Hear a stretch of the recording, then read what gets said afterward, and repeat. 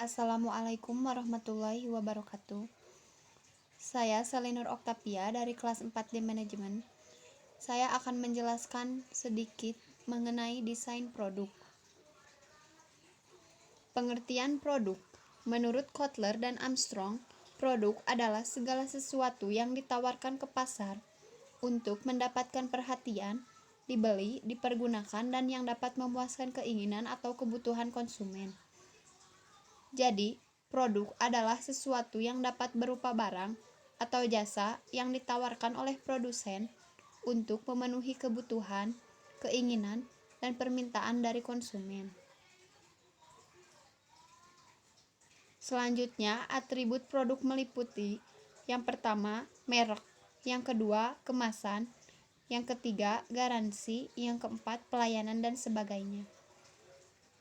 Merek sangat diperlukan karena bertujuan untuk identitas dalam diferensiasi atau membedakan produk suatu perusahaan dengan produk yang lainnya. Sedangkan kemasan diperlukan untuk perancangan dan pembuatan wadah atau pembungkus suatu produk. Yang selanjutnya ada siklus hidup produk.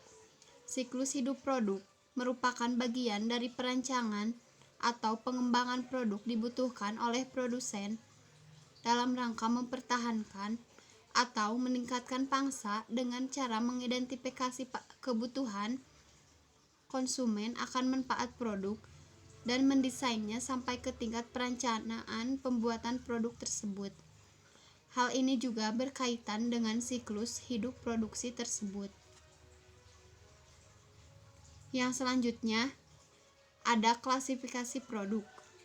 Yang pertama, produk konsumen atau consumer product adalah apa yang dibeli konsumen akhir untuk konsumsi pribadi, misalnya produk sehari-hari.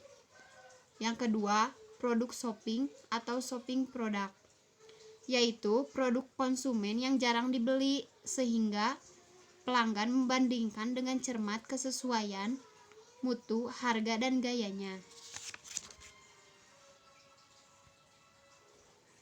Yang selanjutnya, strategi pengenalan produk baru. Yang pertama, menarik pasar. Produk baru ditentukan oleh pasar dengan sedikit perhatian terhadap keberadaan teknologi. Yang kedua, mendorong teknologi. Produk baru diperoleh dari teknologi produksi dengan sedikit perhatian terhadap pasar. Yang ketiga, antarfungsional. Produk baru bersifat antarfungsional dan membutuhkan kerjasama di antara pemasaran, operasi, dan teknik. Selanjutnya ada langkah-langkah mengembangkan produk baru. Yang pertama, pengembangan ide. Yang kedua, desain produk.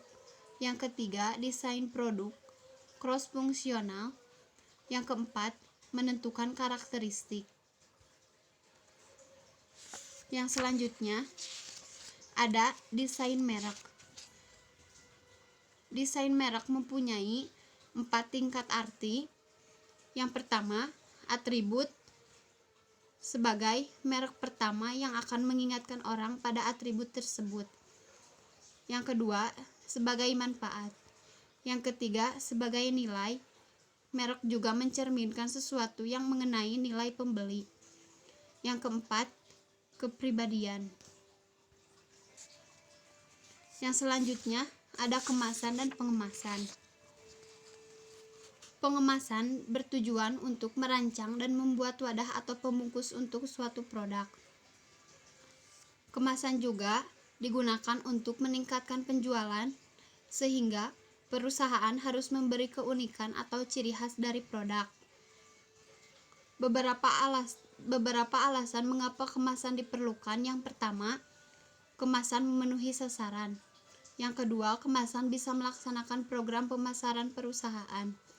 Yang ketiga, manajemen bisa mengemas produknya sedemikian rupa untuk meningkatkan peroleh laba.